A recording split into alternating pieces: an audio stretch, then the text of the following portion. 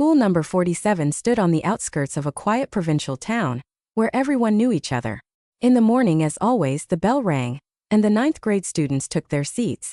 Some lazily flipped through textbooks, others hurriedly copied homework, while a few whispered about yesterday's game. It was an ordinary day. Nothing foreshadowed trouble. During recess, the kids, as usual, left the classroom. Some headed to the cafeteria, others to the yard. A couple of students went toward the gym, where one could sometimes sit in silence. The teachers paid no attention to this. Everything was as usual. Noise, laughter, the hum of voices in the corridors. 10 minutes passed, the bell rang. The next lesson began. The history teacher entered the classroom. It was empty. He frowned and checked the schedule. Everything was correct. It was supposed to be 9B. At first, he thought the children had gone to the wrong classroom or were playing a prank. He walked around the floor, asked neighboring teachers. No one had seen them. Another 10 minutes passed. Now the vice principal joined the search. Over the school loudspeaker, each student's name was announced. Silence.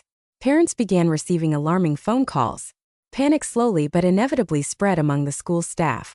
An hour later, the local guard discovered an open door to the old gym, unused since a fire the previous year. He stepped inside and froze. On the floor, in a perfect circle, lay 25 bodies. All the students of 9B.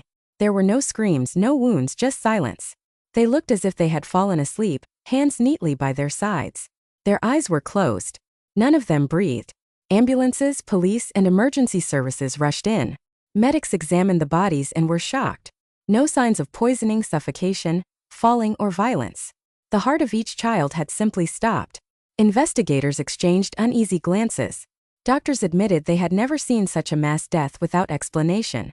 No one could understand how it was possible or why all 25 died at the same time. On the third day after the tragedy, the entire town seemed lifeless. Shops were closed, cafes were silent. Not even car alarms disturbed the streets. The funeral was held at the city stadium. There was simply nowhere else to place 25 small white coffins. The stadium, where just recently laughter and cheers of fans echoed, was now immersed in dreadful silence. The coffins stood in 2 neat rows, covered with white flowers. Identical wreaths, identical ribbons, 25 souls taken at once, as if they were all claimed together. Parents sat across from them in complete silence. Some stared into nothing, others clutched photos of their children with trembling hands. For the third time that day, they wiped away tears that had long since dried. Some moaned softly, others sat with hollow eyes. It wasn't just a few students who had died. An entire class was gone. When the farewell ceremony began, by tradition, relatives approached one by one. Each opened the coffin lid for a final look. But at the 6th coffin, Lena's grandmother, a quiet woman of about 70, suddenly cried out. Why are her fingers clenched like that? What was she holding? At first no one understood what she meant. But when the next child's coffin was opened, the same thing appeared. The hand was clenched into a strange shape, as if the children were trying to show something. All of them identical. The computer science teacher suddenly went pale and whispered.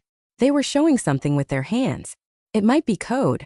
She immediately pulled out her phone, photographed one child's hand, and compared it to the Morse code chart she had recently explained to the class as part of a project on ciphers. The result was the same for every child. Each right hand formed a combination conveying one phrase. She showed the decoding to a police officer. He read it, and goosebumps spread across his skin. The word shown by the 25 dead children was challenge. Silence fell. Even the wind stopped. What were they trying to say with this? A week passed. Journalists still besieged the school and the families of the deceased. The internet exploded with rumors. A cult, a curse, a conspiracy, chemical weapons. But none of the theories were confirmed. The examinations were at a dead end. Even the FSB got involved, but their closed reports contained nothing. No threats. The word challenge, found in the position of the children's fingers, became the source of hundreds of theories. Some believed it was a message, others a warning. Some were sure it was an answer.